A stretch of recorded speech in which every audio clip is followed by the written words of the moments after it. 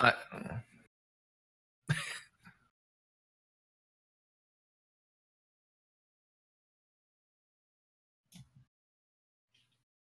is there no sound? I think on my end there's no sound.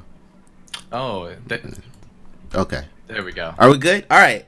Welcome to the stream, ladies and gentlemen. I'm your host, Kid22, brought to you by House Hendo and Kitty Crusade here down below me. This is the INNsider Gaming Talk Show. And we lost the stream. We lost the stream. Uh-oh. I'm watching it. I think we're good. We're still good. We're still good. You lost the stream. I'm looking at the Twitch. For some reason, it's telling me we're still hosting Mind One. I don't know why. Yeah, I had to refresh myself because I was confused too. I was like, "Oh, what the hell is going on here?" Mine works just fine. King Tutu is in the house, or Kid Tutu, either or. You know what? I actually did funny story. I actually did try and get King Tutu, but it was taken on Twitch. So Kid Tutu it will be for now. Which I love it. So King Tutu would be cool, but Kid Tutu it is for now. I don't know. That would really mess with their SEO, I think, because it's gonna just go for King Tut every time. You don't want to be mixed up with that guy. Probably, yeah. But welcome everybody. Thank you so much for joining. This will probably be more of a chill, back, relaxing show. I'm more of a chill, relaxing guy. I'm not like as out there as Tommy is, but you know, I love Tommy. I love his personality. No, I'm gonna start yelling right now. Can't allow that to go on. Welcome, Tam, Deodorant, Wild Stallions. How's it going, guys? So we always like to start the show by, asking what we're playing. So what are we playing these days, guys? Kitty, you want to start us off? Yeah, I'm on Roguelite Heaven right now. Ooh. I'm playing the new Enter the Gungeon update all the time. Still doing Slay the Spire dailies, and Risk of Rain 2's new update is pretty solid too. So that's all I've been playing. I don't think I touched an FPS this week in the first time in like 6 months. Nice. Kind of wild. Well, recently for me, I was playing Fallout 4 earlier today, but that wasn't really playing. That was just blowing stuff up to blow stuff up. But I've been playing like Dawn of Man. It's a new, it's a Neolithic city builder. It's pretty interesting. You basically pick a random plot of land and you try to survive and build your village while you're getting raided and killed by mastodons. That one's not an RTS. That's a almost like Ark, right? Yes. I mean, it's kind of like not really like Ark, but you know what I mean. There's dinosaurs and you're building a base. Yeah, you're building a base, and it's kind of an RTS in the sense like when you like see like a bunch of deer you want to hunt, you just like select them and click the hunt option, and several random people will grab their spears and go out and try to hunt it. And you use stuff like alarms and stuff to get them ready for raids and stuff like that. You can't really like directly control the population. It's kind of like Surviving Mars, how that is. It's kind of like pseudo RTS city builder. I'd say it says RTS as like almost a RimWorld, but in a way, from what I remember. Yeah. Those are the kind of games. I should check that out. What is this called? It's called Dawn of Man. Okay. I should check that out too. Yeah, I got a bunch of difficulties, different achievement levels. It's pretty rich. I like it. I think they made a complete game, and that's always a good thing nowadays. Of course. Yeah, not super often that happens.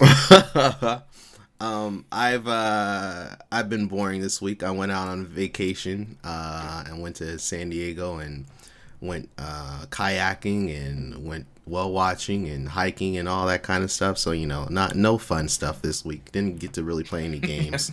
No, that's fun. Yeah, vacation's very anti-fun. So went outside like a freaking pleb instead of staying inside and playing games and whatnot. But I played like Warframe.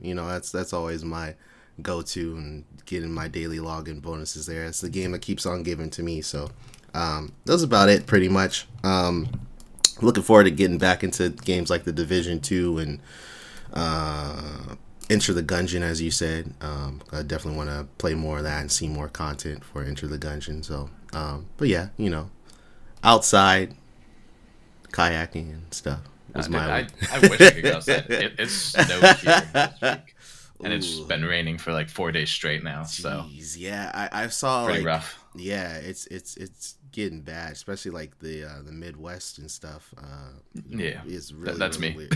Yeah. Okay, yeah. My neighborhood's just gone to shit. That's why I don't go outside much. Yeah, if anyone got any of those, Sorry, gone to crap. My bad. I forgot. dude, shit's PG, right? PG-13. Okay, yeah. That's definitely PG-13. Yeah, I think that's fine. But you can only do one F-bomb a movie. Yeah. That's the PG-13 rule. Yeah. See, that's the part we struggle with. And if someone steals that from me, I'll be so upset. Nah, I'm starting the long, arduous process of planning my trek out west to stay and live. So if anyone needs a politician out there, I'm there for you. But anyway, how far west are you going? as warm as possible. No, that's not true. I hate the South. Not in like no, I just hate the South. I lived in Texas for a year. It's garbage. Anyway, let's talk. All right. So we're ready to get on to our first one? Yeah. Number one is Jason West. Many people would know him from...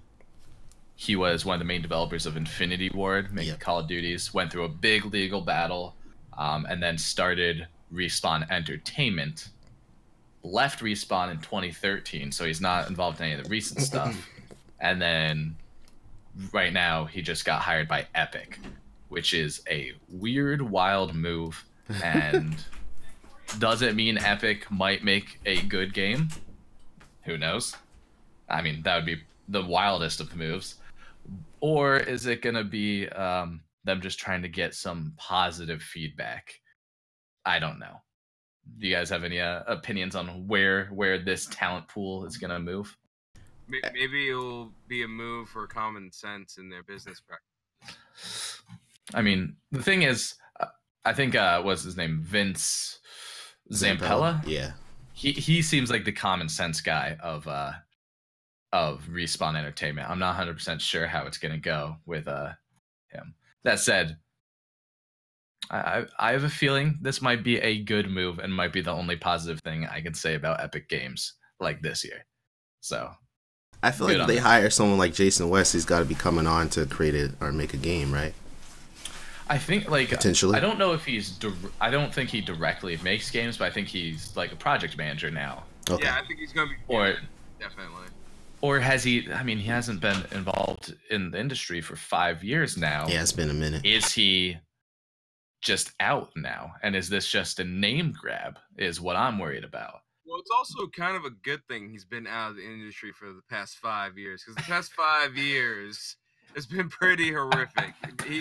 He's coming in with that, 2014 mentality, which 2014 wasn't that bad game-wise. Maybe we can go back to form a little bit. Yeah. I mean, if he starts bringing Epic back to the stuff he worked on, he made like the first 2 Call of Duty games. He was the director of Modern Warfare 2, and I think the project lead on Modern Warfare. That's where he stands. As long as they don't make him an executive, quote unquote, like I think we're gonna be doing well with him there. And stockholder with a desk, you mean? Yeah, basically. I mean, the thing is, his name alone, I think, could increase their stock point, by a bit. The idea of having just someone with a name that's not poison in the industry is pretty big. Definitely, yeah. So we'll see where this goes. I think it's pretty exciting. The report that Jeff Keighley put out, he said he's been working there for at least a month. So we'll see if anything comes of this, if anything comes of it at all. So yeah. But I think sticking on the Respawn train, we want to talk about their big old reveal yesterday. Oh yeah, I could pull up a trailer if you guys want me to pull up a trailer. I mean, if you want to do a few seconds of trailer, I'll start talking about it. But basically, okay, they haven't showed let me get this up. Any gameplay. That's where. So no hype allowed technically, but their new Star Wars game by Respawn called The Fallen Order it looks good in the trailer because it's a cinematic trailer, but it sounds pretty sick here. Are you playing it now? Yeah, you want me? I can pull on volume. There you go. Show it up. I like it because you can like live review this. It's like a reaction show. But now, there are 3 rules to survive. Okay, Rogue One. I'm getting it. Don't stand Yeah, out. it takes place directly after episode 3. So there's a lot of anti-Jedi sentiment in the air. Okay, Order 66 is still in the air. I like it. Yeah. Yeah. Have you not seen this at all? No. This is my first time cool. reaction. That's why I'm like, it's like a reaction channel now, man. But I mean, there's no gameplay is the big bad part of this. But Galaxy's changed. I mean, just the description of gameplay's been pretty good. Okay, it destroyed Acclimation. That started sure was pretty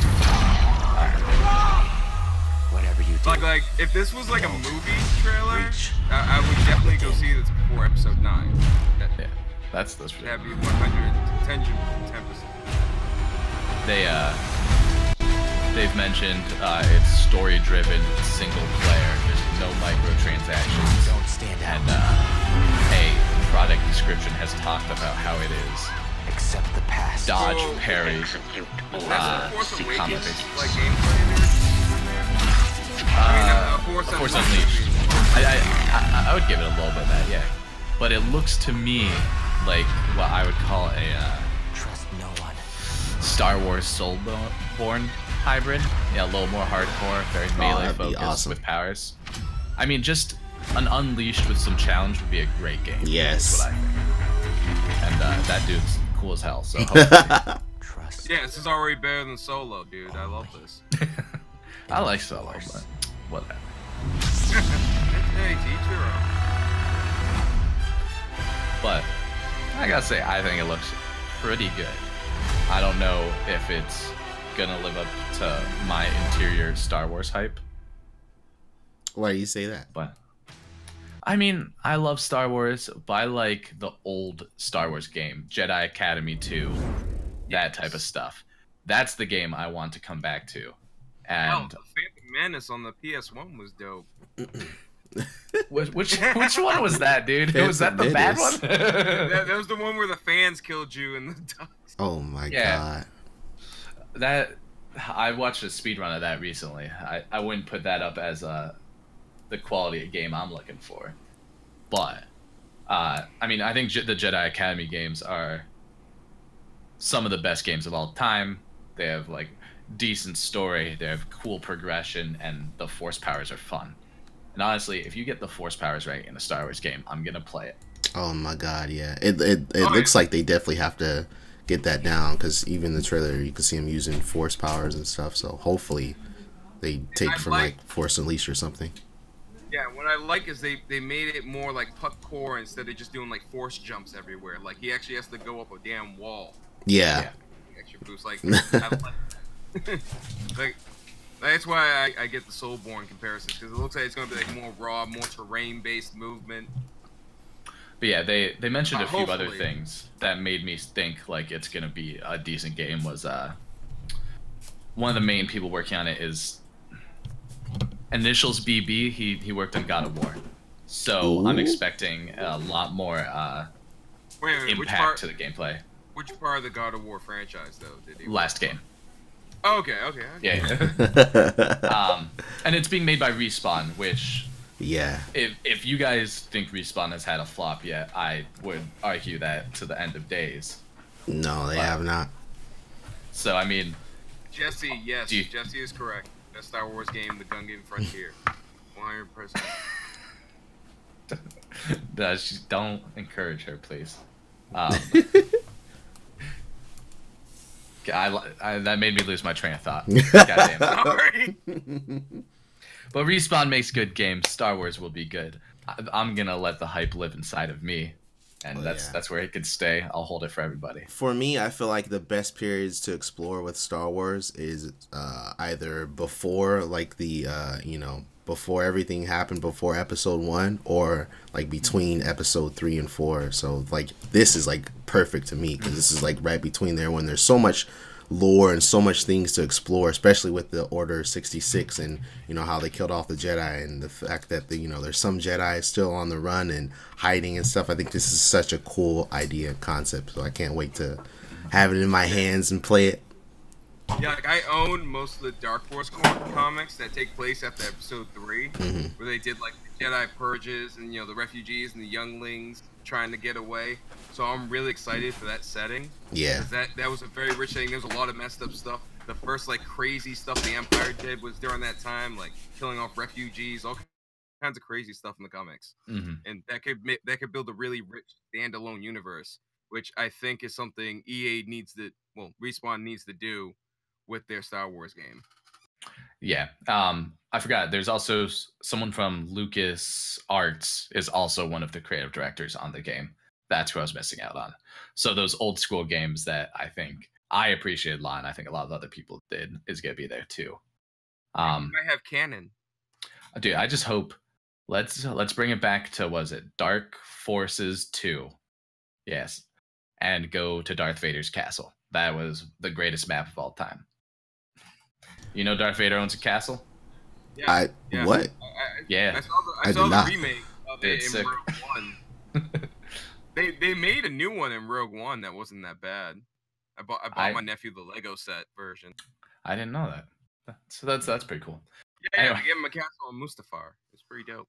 There you go. So to sum it all up, at least for me, it's good to finally be excited for a Star Wars game again. Like, finally, it's been so many years since I was excited for a Star Wars game. I can't even remember. Like, the last was probably like, I don't know, Old Republic or something. It's been a long ass time. Yeah, and even though we're about to talk about an expansion for that, I wasn't a huge fan. I don't think it started off that well, the Old Republic. For me, not the MMO one, but the Old Republic. Knights of the Old Republic. Yeah. Oh yeah, no, that game. I remember going to Walmart to buy that game, and me and my brother looking at the lightsabers on the second one in the back, and I thought you could make a lightsaber axe because they were doing this on the back, but it was just 3 lightsabers, and I was like, this would be the greatest game of all time. Yeah. So I mean, then again, lightsaber axe is a really dumb idea. So. Whatever. The lightsaber whips from the books. That's what we need. So this not as bad as a cross guard that leaves you open to be sliced in half. Dude, real warrior. So this next story we just put in like today because it literally just popped up. I'm gonna put it in chat. But Star Wars: The Old Republic, the MMO game, is getting a free expansion called Onslaught in September. So it's coming with like new planets, abilities, items, and a new story. I barely played the Old Republic, but I know it has a really cool following still to this day, as House Hendo says. So, yeah, it raises the level cap to 75 here. Hendo, is there anything you could add? Are you excited for this? Or are you hyped for this? I'm excited because one main part, they're adding a new playable race, which is the Nautilans. Anybody who isn't like a Star Wars fanatic and doesn't know the lore that well to know the races. Kit Fisto, the guy with the big black eyes and the green tentacle head, basically the Cthulhu star spawn looking guy. He's a Nautilan, and now you can be those dudes, and they've always been my favorite race in Star Wars. I think everyone is familiar with the planet Glee Anslum and the 2 races that come from there. I mean, that's just... I googled it. I'm joking. I think you... Wait, did you Google Mon Calamari? Because I think you did the wrong Google. No, I googled where that race is from. It's from Glee Anslum. Okay, just one. A aquatic planet they share with another, the Anslimellies or something like that. Oh yeah, the Anslimellies, yeah. Yeah, so, there's a lot of crazy stuff in Star Wars genealogy, but yeah, they're adding a new race that has been asked by fans for years, ever since Kit Fisto was introduced in the movies and the prequels. A lot of people wanted that in the game. And I recently saw a video not too long ago talking about the death of the Old Republic, and I can't help but feel, even as a fan of it, that this is a Hail Mary attempt. And it might be a year or two too late. Yeah, it feels like it to me, to be honest, because like even though I know it has a following, it just seems like this should have been done when they launched the Eternal Empire expansion. Yeah. I gotta They say, wanted to save the game. I don't know if this is too hot a take, but I'd say in general, I think MMOs are very on the way out. I think they're done. I don't think. Well, certain things just don't work in the MMO genre, and that's finally getting realized. Like Jedi don't like we should. People know this from Star Wars Galaxies. MMOs with Jedi just are gonna break. Yeah, I mean, who wants to play anything but a Jedi? And it's the edgy kid who wants to play a bounty hunter, and I don't want them. But like, Bounty Hunter is pretty edgy. Has a pretty edgy storyline, actually. Yeah, of course. That's why they're bounty hunters. My general idea though is like they're gonna put in a lot of time to these MMOs and grind stuff out, but with the MMO lights they're able to play now of like Destiny and The Division, all these things, it's really not much we can do as far as MMOs go anymore. I would love to see MMOs grow because I love the idea and the concept of MMOs, like playing together with like hundreds, potentially thousands of other players in the same like server as like such a cool idea to me. I think it's just kind of like those core gameplay mechanics of MMOs that are really old and like starting to die out, and they need to kind of transform into something more new and something more modern, like akin to like maybe like a Destiny or Warframe or these other games, but still keep that like massive multiplayer concept of it, you know, but just kind of like transcend into something new. I think that would be really cool. I have played Eve. Never again. That game is just not. It is just not for me. It is not. I was gonna say, if you want to talk about like old school gameplay loops, I think are a little outdated. That might be quite the example. But it's actually, it's been a lot of updates to Eve, so. Yeah, okay. There's been a lot of updates to Microsoft Excel too. You don't see me playing that. We use Google Docs now, okay? I do use Google Docs. You're right. I'm not gonna pay Microsoft for Excel. Come on, that's nonsense. But what I think's going on with MMOs is certain things are working for MMOs. Like games like Monster Hunter work for MMOs. Games where you like go hunt and grind, like the meta and the lore is all about the grind. The thing is with MMOs is they adopted the whole loot, grind, and dungeon run philosophy for all of them. And that just doesn't work across every genre. And that's why MMOs got oversaturated, because everybody's just like, let's just do loot, grind, and dungeon run, but make it with Jedi. Now let's make it with werewolves. Now let's make it with vampires. And I think that's dying off because they didn't try to be unique in their own right and actually be an MMO that works with the mechanics of that universe. I think you're very on the right point of thematics and mechanics not working together well in these games. Yeah. Things like Destiny, it felt normal for me to kill a big thing and it drops a gun or a shard that I turned a gun. It's still, you know, like one step removed of why does that giant monster have a giant gun? But like for Star Wars, yeah, no, it doesn't make any sense to me of like, why am I going and killing a ton of people as a Jedi or trying to like, all right, let's go kill the Rancor boss and try to grind out a new hilt to my lightsaber. Like, yeah, there's certain parts like in, for instance, with the Jedi storyline, for some reason in the early levels to level up, you're patrolling the undercity of fucking Coruscant. It makes no sense for a Jedi to be patrolling the streets of Coruscant. That, you know, that's why the game, you know. It's like, yeah, I think more games have to think more about making sure that their mechanics fit well thematically with their game. Because, I mean, why just steal the core concept from Division or the other big game that's working and add a new skin to it? It's like, who cares? Yeah. It is true. A lot of these games nowadays are kind of like copying one another, and it's not really working for said game as well. Yeah. Anyhow, let's continue on because now I'm sad about MMOs. Me too. You wanna? Does still exist? Yeah, I don't like MOBAs. I think though I'll give them a benefit of the doubt. It's because I'm bad at them. I don't want to try to get good. So. I feel you there. Which story should we tackle next? Does anyone actually care about talking about Twitch Sings? Because I put it up there, but as someone who kind of enjoys watching karaoke, but more I'm there for the drinks. I don't care, and I won't be playing it. Do you guys care? Will you be playing talk it? About it briefly. I care. I care for the memes that will come about from it, but that's about it. Like the fails that will happen when people singing, and like their cat attacks them or some shit, and they knock over half their setup. I'm just waiting for that video. That's all I want. I love the idea of you just sitting at home and googling cat attack memes, like cat attack fails. Like, oh man, watch this man's cat ruin his day. Yeah, Twitch sings for. It's their niche, you know. It's what cats do. It's what they're best at, and I'm just going to appreciate them for that. Oh, that's fair. I like it. For those that don't know, Twitch Sings is it's like a game program that Twitch has provided for some partners, and then they opened it up to like affiliates, and now I think it's open to everybody. So everybody that streams on Twitch can download and play Twitch Sings through the Twitch app. And it's pretty much like a cool, cute karaoke game with the addition of like your chat is involved, and they can kind of vote for stuff and cheer and this and that. So it's a really cool concept. I haven't played it yet myself. I do definitely want to check it out at some point because it just seems like a fun game to play and just have, you know, people involved and whatnot. So it's available for everybody, so you can stream and hop on and download it and play it, which is really cool. All these singing apps over the years are just, you know, I don't know what's going on.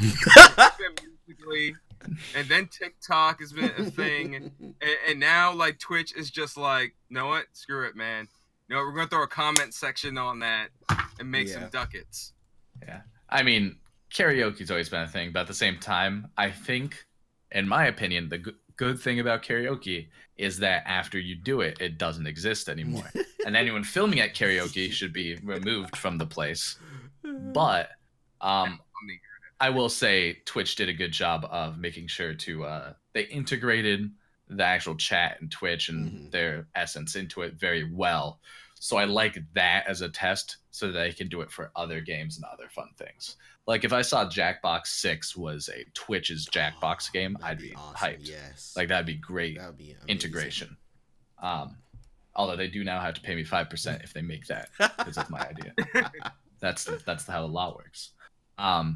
But so I like in general what they're doing, even if I don't think karaoke is good as a recorded internet event. Yeah, I'm with you there on the bigger scheme of things. I hope that it can kind of lay the groundwork for future like Twitch integrated games and like even stuff what they did with like the Twitch drops and Twitch loot and stuff. I hope that it gets bigger and better in the future.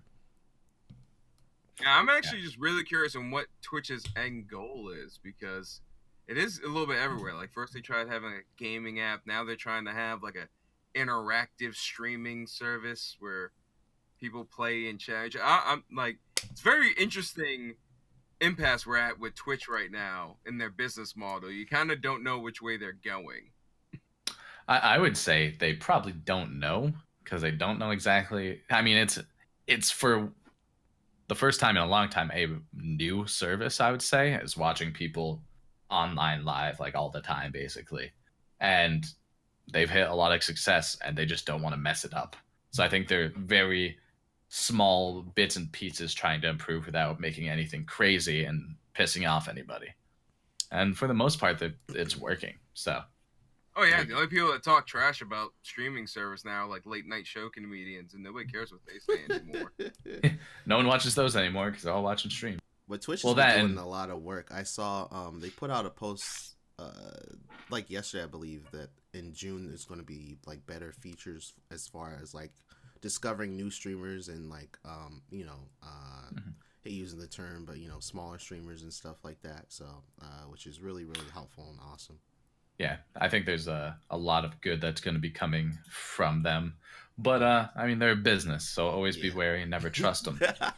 Very true. Oh yeah, there's going to be all kinds of like tipping mechanics and little ads. I'm sure they're going to drop that all over there. And yeah, but anyway, enough of will Twitch be Big Brother chat. I don't know if you guys even saw it, Elder Scroll Blades. It's the new mobile game. Yeah, I saw. I know it's a mobile game, and we could just hate on mobile day, but this one is really bad. It's just spend your time waiting 6 hours or pay to play. And it's not so much that it's a bad mobile game. You could have guessed that.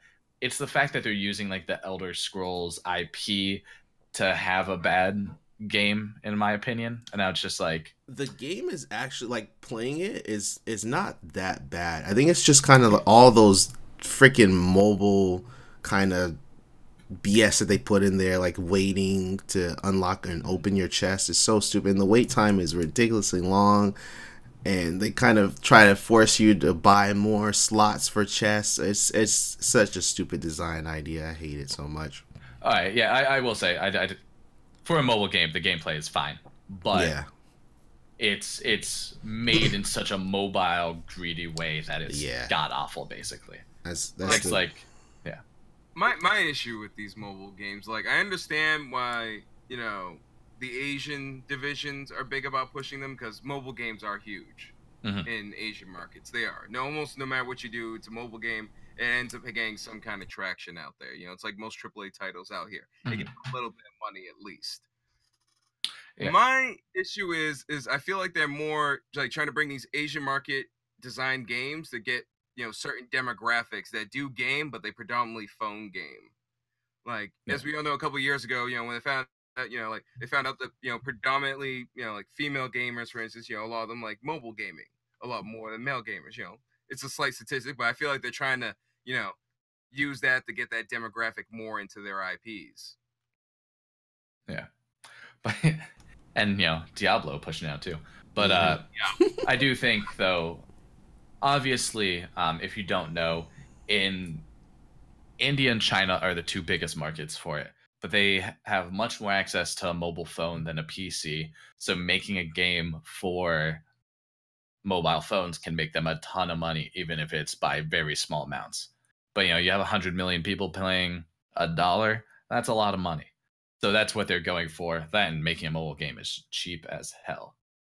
But I don't like that it seems like they're diverting a lot of their time and attention towards this. I mean, could we assume that some people who were working on Fallout 76 for Bethesda were instead changed to work on Elder Scroll Blades? Could be. It could explain why there's just all bad games coming from them. It's because it's greed instead of, you know, making a game. Making an engine to begin with. Yeah, I'm sure I'm not the first one to say that I'm really worried about the future and present of Bethesda Game Studio. They're having some really, really strange and weird practices lately. Yeah, and let's be honest, you know, Fallout was saved by Fallout New Vegas, because Fallout 3 had major issues with it. It did. Dude, Fallout 3 was very good for sales and well received at the time, though. I love Fallout 3. Yes. Yeah. I'm more of a Fallout New Vegas fan, and I loved what Obsidian did when they came back to the IP, because to me it was the stronger of the two titles. I mean, it's definitely from as a Fallout game, it's more Fallout-y in my opinion. And also as an RPG, it's better due to the storylines kind of going to different places. Fallout 3 was very one track, even if at the end you could be like, I don't like my dad or whatever. That said, it was the first, you know, 3D Fallout. So I'll definitely give Bethesda that for bringing Fallout into the 3D genre. Mm-hmm. You know, I know a lot of people still to this day don't like that, and they prefer it remained isometric. Me, not so much. Those games, I do still play some isometric, RPGs. They're fun. Mm-hmm. But I was happy Fallout evolved. It was too old of a game to not give it that treatment, in my opinion. But yeah. No, I mean, I agree. I just don't...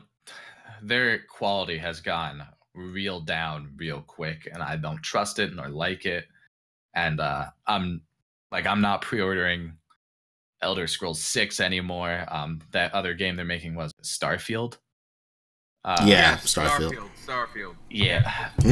I don't know, man. Like, they said can't trust it anymore. The worst part about all this to me is that they said that this is all going to be on the same damn engine they've been using for years, which is they need to get rid of that engine. That engine is such a goddamn mess. I know their excuse is like it's easy to mod on or whatever, it's easy to develop games on it, but I don't give a damn. Like, this engine, every game that's coming out is getting like worse and worse and worse. Like, you see Fallout 76 is just such a poor example. Like, this engine needs to die ASAP. This engine's terrible. Fallout 4 had its issues. Yeah, the exactly. Was dated. Yeah. I was just playing it earlier today, and I was just like, I hate the fact that I'm actually from the setting of this fucking game, because this is nothing. We don't talk like this. Where are these accents coming from? I want to just give a quick shout out to everyone from West Virginia for the things they did to them in the latest game. That's very sad. Yeah, I don't know if we all know y'all don't all believe in Mothman. We're sorry. And for those that do, I wish Mothman looked a little better. I don't know if you guys have ever watched the YouTube series Polygon puts out called Monster Factory, but it's. No, but I do watch a lot of the monster urban myths and conspiracy. Monster Factory has nothing to do with that. It's making characters in games. They brought some good old West Virginian boys who do the show to Fallout 76, and they just. Their go-to statement was, "Oh, why'd you have to do us like this?" I'm just like, dude, it feels bad watching people try to enjoy a game that poorly made. Makes me sad. Yeah, especially when it's set in your home area and you're just like, why? What did we do to you? Did somebody give you bad clam chowder? Like, what the fuck happened? Tom Howard, what did we do to you? God, yeah, no, I'm glad at times that like there's just no video games set in Vermont because, well, one, I don't think I want to. I guess Pandemic might be the closest thing, like opioid epidemic. The video game might work, but I'm glad that I don't have to watch everyone like shit on where I grew up. Yeah, but anyway, lucky you. Yeah, the OnePlus, I found it. We discussed Fallen Order. Yeah. Our thought we're really excited about it. I don't think there's honestly much to be worried about because EA, for some reason, they seem to have a lot of trust in Respawn over their other companies. Because EA knows what they did before. So yeah. Like, we're not doing this. So they you know, even Apex Legends was entirely Respawn's idea. Even the release and everything, EA is just kind of like, we'll give you money and let you do what you want to do. So I don't think there's much to be worried about Fallen Order. But yeah, I'm really, really excited about that game. Yeah, that's gonna be a good game. Talking about, let's get one more like bad hit in and talk about Epic before we move on. All right, let's do it. They've been being hit by cyber attacks. They say these cyber attacks are. I think they said something like 500,000 accounts have been made through Epic using stolen or not their email addresses, and it's because they're giving out free games, and it seems as if these, I don't know if it's I don't think a company would do it, but these people are stealing people's email addresses, making accounts, and then they're gonna bundle the free games and at a later date try to sell them. And I learned that Epic does not have anything along the lines of like account verification, so people are just free to make accounts under other people's names and stuff. And I'm loving it because it makes my theory of Epic doesn't do security well, and I kind of don't want to give them information. Good plus. So Epic doesn't know how to set up a streaming platform for video games and blamed it on free video games. No. What they did is, so people are linking accounts using other people's email addresses, and then they, instead of verifying, they're just like, oh, oops. Like, they don't have a solution. You have to go and talk to them, which is notorious, and try to get it changed. But if you can get it changed is not clear. Reason 1,585. The Epic Store shouldn't be a thing. Yeah, this is a really, really complicated issue because, you know, most people go to the Epic, or they first initially go to Epic Games is because of Fortnite, which is a totally free game. And I know with Steam, like, in order to like, isn't it like in order to kind of access more features, you have to pay like $5 at least, put down $5, something like that. Like, you're free to create an account, but you have to like put down $5. I don't remember ever doing a one. I set up my Steam account like 9 years ago. Yeah, So it was yeah, it was I somewhat don't recent. remember. But I'm wondering if Epic would do something like that, if that would fix the issue or not. Because Steam is a little different, where you're still free to create accounts, but you can't access a lot of the features until you put down $5. So I don't know. Like if they can do something like that, maybe where it's like, you can sign on, play Fortnite for free, but to access these games or something, you have to like pay some kind of money. Would be a better idea. I know paying is kind of like a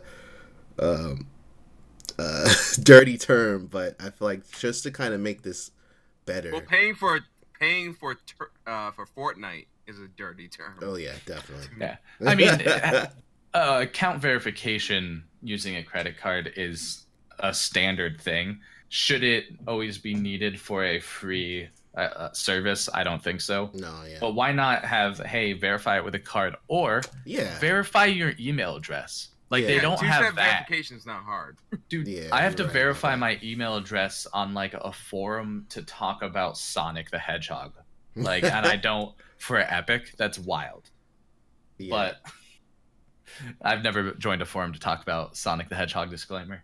But it is just weird that they do that. There's also, this week alone, they had like a 600 at least people accounts were leaked not by Epic, so they say, but were leaked, and it was their Epic accounts. So I'm like, security's looking real bad for them real often, and I just don't really trust them. Card verification would be the best thing now that you bring it up, because it's something easy way to kind of make sure you're not a fraud or phony. You just put in your card information and checks it, and you're good to go. Like there's so much they can do. I feel like that's a lot easier and a lot better that they're not doing right now. It's really weird. But yeah. Anyway, that's my weekly diatribe. Yeah. Other than that, do we want a soapbox for a sec, or do we want to shoot on to the top story? We could soapbox for a second. Let's run through it real quickly. All right. My whole thing is, if anyone heard that PSN finally is allowing name changes, which is a good thing, because now you don't have to go by, I don't know, like Sweaty Boy 42069 like you have for 10 years. You can change your name. Do you guys know why? Can go away finally. Do you guys know why you couldn't change your names? Because this is what I find wild. The everything was tied to your name, right? Like, yeah, which was so you didn't have like a unique user ID. Mm-hmm. They just, in the core of the code, stuck that name you made up in. Well, you can't change it. It'll delete you from the system. And you're just like, oh my God, that is wild. I don't know if anyone's ever taken a like basic programming class, but that is not what you do. Yeah. You definitely... You expect that from Microsoft, not Sony. I mean, I will say, I don't like Microsoft, and for a lot of reasons, mostly the always on Xbox they once tried to publish, but at least they like program stuff, kinda. But I thought it was wild to hear that from PSN. I'm like, I kind of understand why they got hacked a few Christmases ago, but that's my whole soapbox. PSN's wild. Yeah. It is wild. Glad that they finally were able to get it down. It's weird, like thinking about like how in the hell did they do that? Like, it just seems kind of like a miracle that they were able to pull it off, especially since that everything was actually tied to your account name, which is crazy. But a lot of names are taken, which really sucks. Like even my name was taken, so I had to kind of come up with something new, or I might just go by "Let Me Eat That Ass 69." I think that's what I should do. Yeah, no, that'll work. Yeah, dude, that'll work. I can't wait to get back on Xbox someday and see if my old friend Cactus Cock's still around. That was if you're out there, man, I've been looking for you. Cactus Cock. Some more Halo. It's coming back. Actual name of a friend. Oh my God. I had like my favorite screen name was on Xbox until they changed it on me. I changed my I had my screen name as Incognegro, and I used to play fucking Halo Online, and it was fucking hilarious. Yeah, that's. I mean, I used to listen to Ludacris when I was a kid. Leave me alone. Yeah, I was gonna say, is that a ludicrous? Yes, that's the Fast and the Furious hacker. I know him. Before. Oh man, I'm done. Do we want to talk about easy mode now? I put real quick. I put in a story. Oh yeah. Sorry, so I'm gonna put this in chat, which is really crazy. This came right after Kotaku's article about BioWare and Anthem and how troubled that development was. Apparently, there's more trouble in Dragon Age 4. So Dragon Age 4 has been in development for some time now, and sadly, they kind of scrapped their old idea and went by a code name called Joplin. And now they're trying EA is trying to make BioWare reboot it as a live service game on Anthem's engine of all things. So, sadly, Dragon Age 4 is not sounding good at all right now. Yeah, I do know. Their lore community is going to burn shit down. You said what? Their lore community is very, very rabid, and Dragon Age 4 talk is like their Half-Life 2. Yeah. I mean, Half-Life 3. So... like it's gonna get ugly for them, and especially that first year. Yeah, the people or someone I talked to who works as a writer for BioWare, they were sent to Anthem, got half their stuff deleted before release, and then once it was released, got shipped over to Dragon Age right away. So I'm like, it really sounds like they're just shoveling stuff out as quickly as possible and going hard in the what's it called? The crunch phase. Yeah. So, I mean, the last game was bad too, so this game's bad. I mean, it makes it won't be a surprise. Like, yeah, it makes you wonder, like, what, like, we know there's a lot going on with BioWare, but what went wrong with EA's relationship with BioWare? Like, where they're kind of forcing these things on them as well, which is really, really weird. I would name two things. One, making games as a service instead of making games, because it doesn't work with their IPs. And two, Frost, whatever. I forgot the name of the game engine. Frostbite. Frostbite, which is you can make Battlefield with Frostbite. That's it. Stop making other games with Frostbite. It doesn't work. Like after Jason Schreier's bit on that, I read more into it, and people were like, Frostbite sucks really bad unless you're making exactly Battlefield. I'm like, well, does Respawn work with Frostbite or no? No. Good. They use Unreal Engine, I believe, but don't quote me on that. I'm pretty sure the Star Wars game they're coming out with is Unreal Engine, at least. Okay. But yeah. Anyhow, that's a bummer too, man. Yeah. But yeah. Do we want to move on to the final bit? Hendo, did you have? Oh, okay. All right, let's move on then. Well, I don't really like. I've heard a lot of rumors about their dev communities not even getting along to begin with when it comes to trying to get focused. You know, like I heard like their management teams between BioWare and EA were like a mess, and that's all I really got into. So.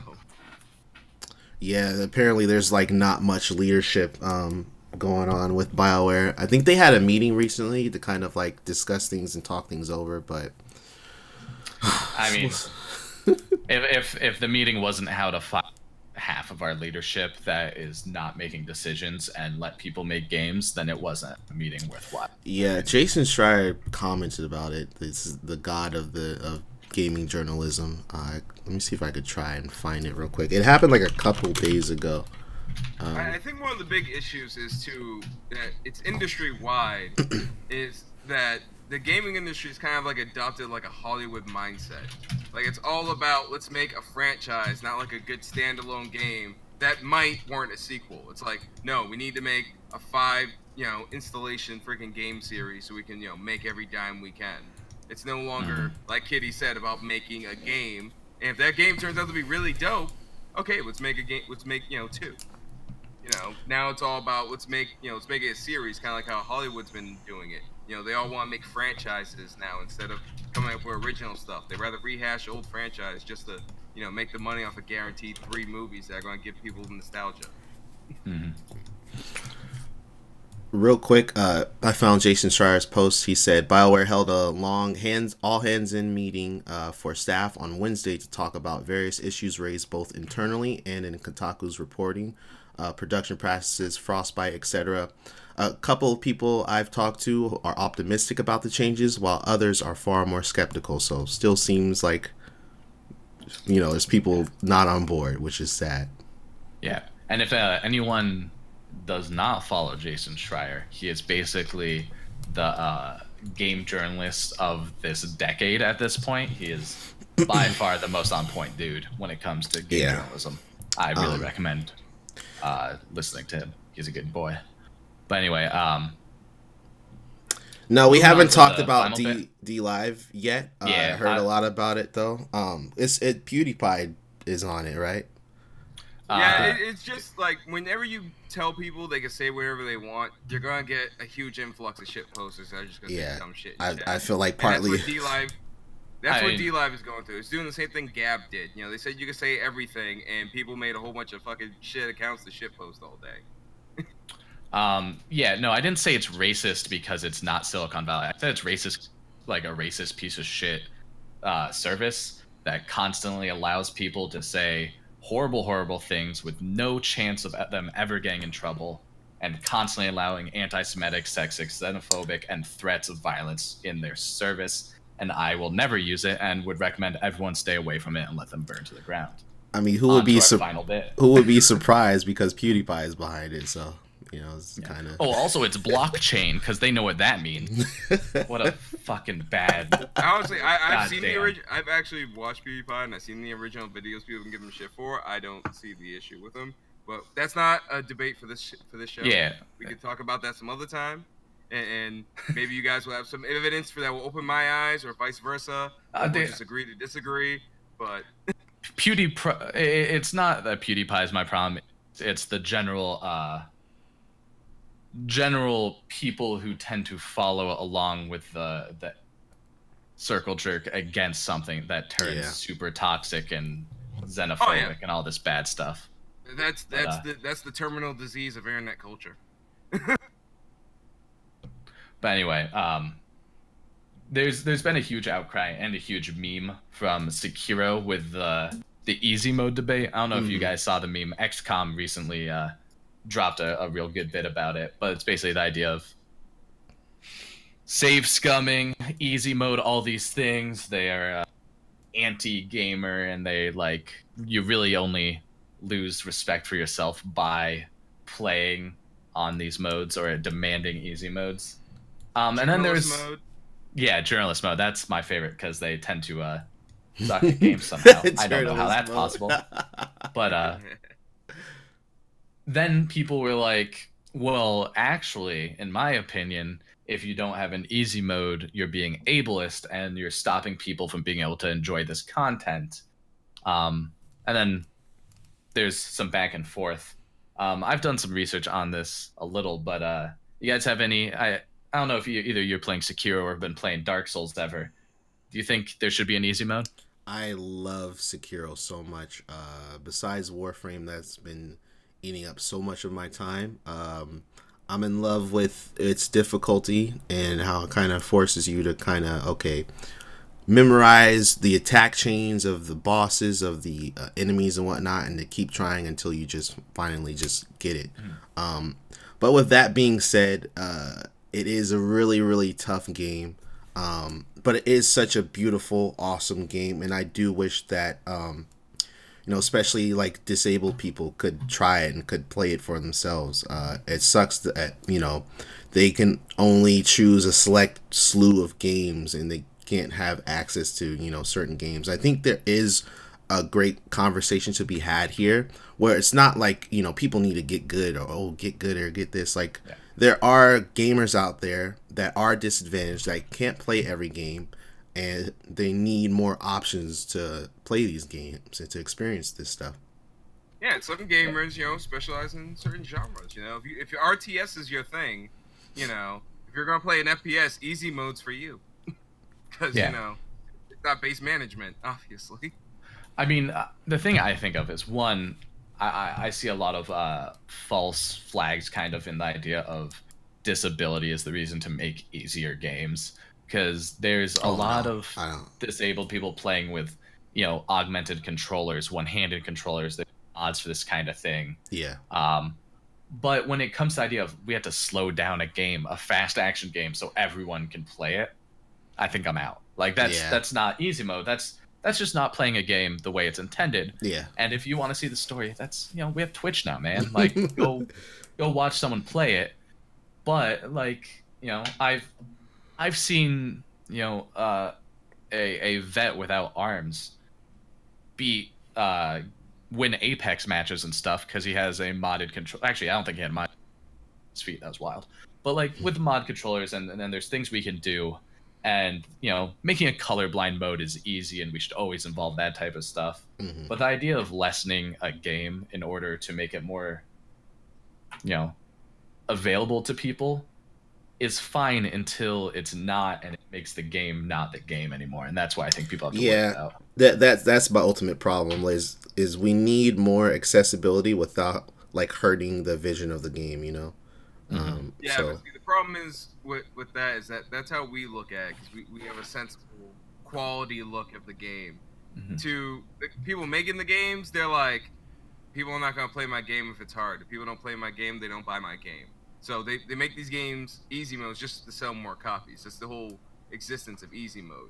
Like Potato's just saying, back in NES games, those shits were hard. Oh my god, yes, they were. You didn't buy Duck Hunt unless you had some reflexes. No, I mean, I think a lot of it too is the idea of recognizing people are differently abled than like I am. I don't have any problems playing games. It's not that we shouldn't recognize that. It's that there's times where there's really just nothing you can do about it without making the game, just a different game. It seems, I was gonna say, it does seem a little insulting to just assume that you have to make a game easier because someone's disabled. Well, I don't think it's such an assumption, because like there's a guy, what's his name, Steven Spahn. He's the head of Able Gamers, which is a big company that does a lot of great work for disabled gamers. Yeah, and he was talking about how he and a lot of gamers just cannot play Sekiro, and they would love to play Sekiro. And like, I think that definitely begs the question of like, or opens the door for, we need more accessibility for these guys that can't play the game, but without hurting the initial vision of the game, without hurting, kind of its difficulty spikes or whatever. Well, I would have a question too of, because it's a huge, vastly differential like range of what level of disability are you talking about, because some people can't play Sekiro, but also like in physical sports some people just aren't going to be able to play basketball, and there's no level of changing the game we can do to make it reasonable. If someone doesn't have use of their arms, you really can't do it. And do we have to ask developers to make a game that's literally accessible for everyone? Because I don't think it's possible in a lot of ways. Sekiro, I mean, one-handed controllers are a thing. You could play with no hands. People can do it. But is there a level where you have to just say, I understand it sucks, but like, what are we supposed to do about it? I mean... Yeah.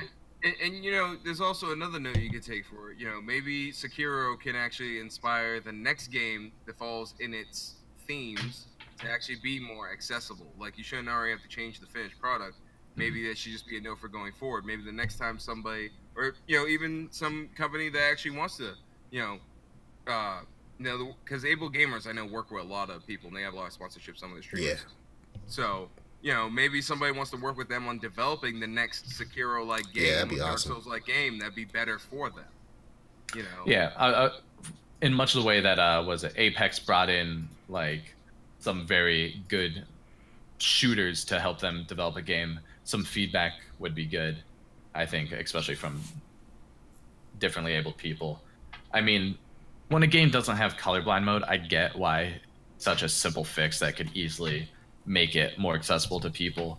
But the more you get into stuff like that, the harder and harder it is to come out with a quality game, in my opinion. And I don't think that easy mode is what the answer is. I think physical stuff comes first. Honestly, I think like a better way to play happens. Yeah, I was even thinking about like, if you remember, I don't know if you remember, but Xbox even released like the adaptive controller for like disabled gamers. Like stuff like that is really cool. I don't know if that could help with Sekiro or not, but if we can just kind of have more like options for, you know, disabled gamers, and that would be really, really cool, and maybe that would help out with the difficulty with Sekiro. But I mean, that said, maybe a Soulsborne game isn't the place to start. I like I like their tenacity of saying, let's go after the hardest game on the market now. That's the game we need to talk about. But I think it's like, honestly, there's people that are you know, able, that can play it, that just can't because it's too hard, you know. I mean, I think the issue really is with Sekiro is the control mapping for it, because I know, for one, the accessible gamer, he works with able gamers. He has to use a headset controller.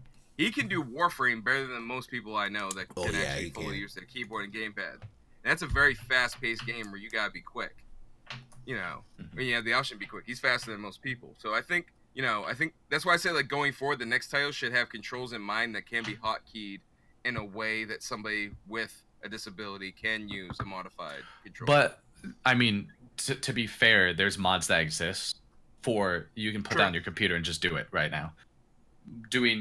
I mean, there's certain companies that are doing that better than the game companies are going to be able to.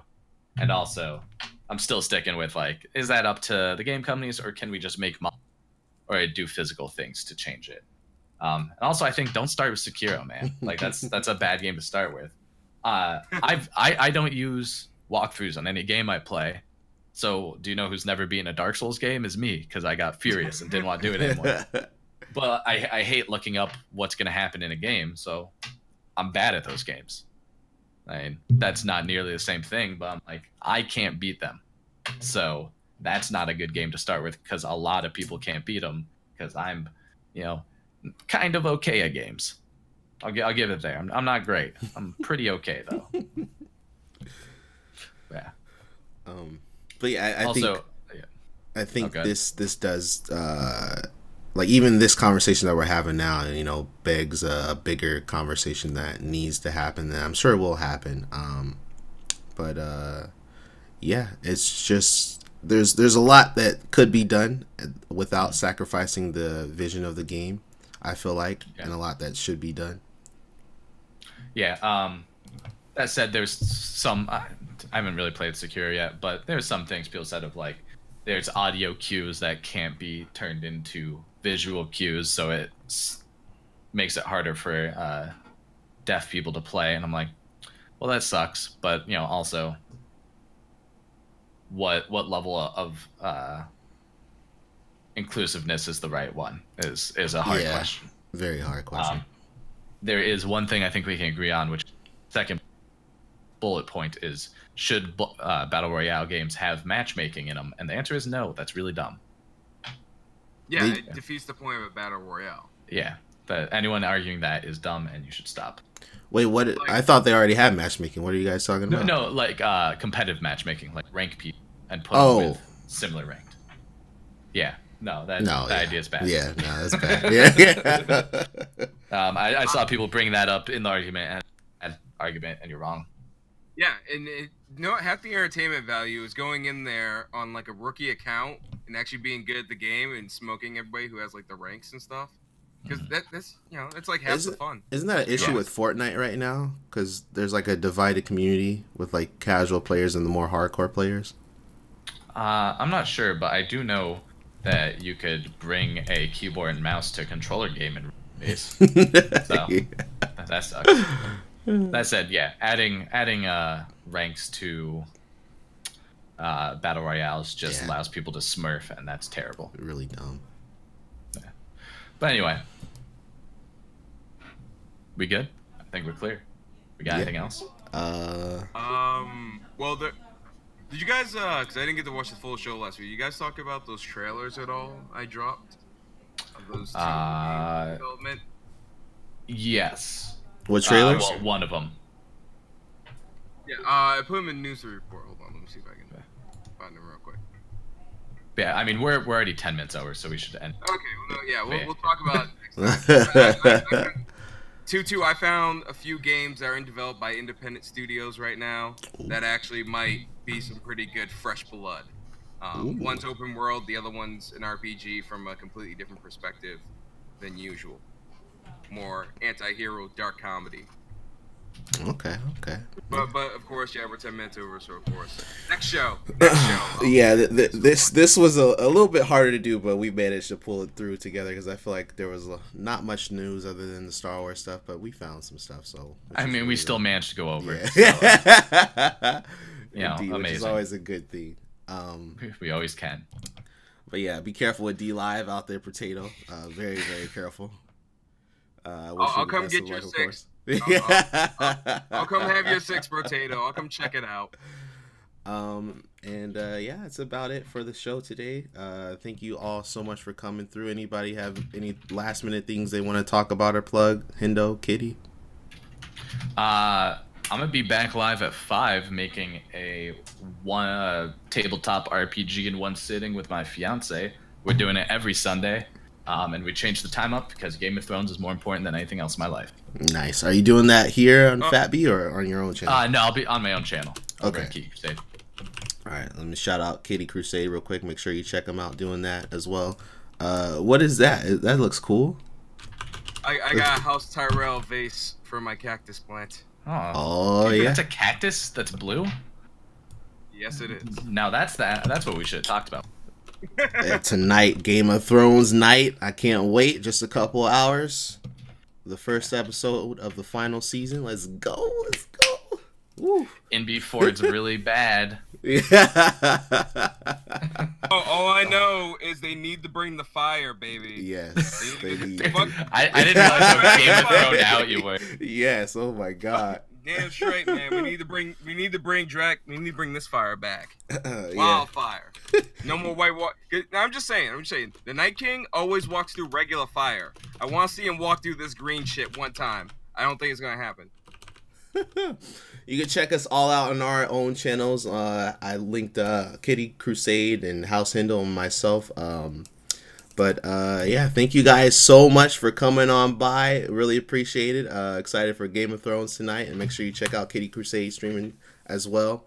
Yeah, this has been the Insider Gaming Talk Show, and we'll be back next Sunday with more gaming news. As always, guys, much love. Peace out. Deuces. Thank you so much.